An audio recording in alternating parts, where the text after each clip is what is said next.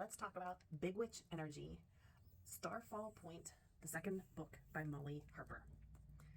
This book, we do have an overall arc of the ghost blocks in the house, in the shadow house, and finding haunted items and to tend to the ghosts. But this story is Carolyn's story and her life and her actions and how she ended up where she's at.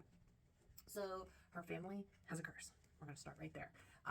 They can't leave the island, or at the 24-hour mark when they do leave, there will be a terrible accident and they won't make it home. Yeah. So this is Caroline, and we get to see how her story goes. I really like Caroline.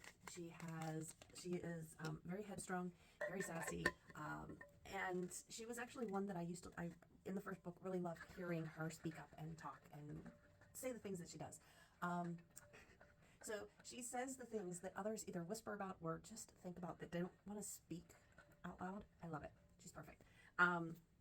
But she doesn't have a steady relationship either, and there's a reason for it. So we get that in this book. As I said, her family is cursed, and this curse has dictated that Caroline will do with her life.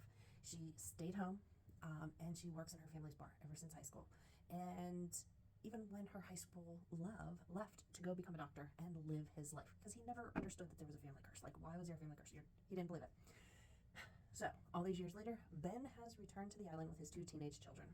I loved meeting these kids. They are a hoot.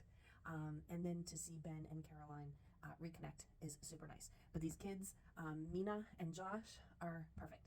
They are smart, they're witty, they bring a lot of new insight sometimes to things from their perspective, which is great. And there is a history connection of their family and the Shadow House. So that was really nice to see. It was really neat. But we do get to see ghosts.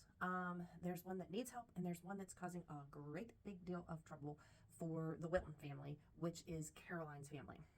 It's pretty dangerous stuff there. But it's still a very fun, quick listen for me. It was like a cozy mystery with an urban fantasy type feel. It was fun. I really liked it. I listened to it in audiobook, and we had 2 narrators, a female narrator for Caroline's side when it's in her point of view, and a male narrator for when it was in Ben's point of view.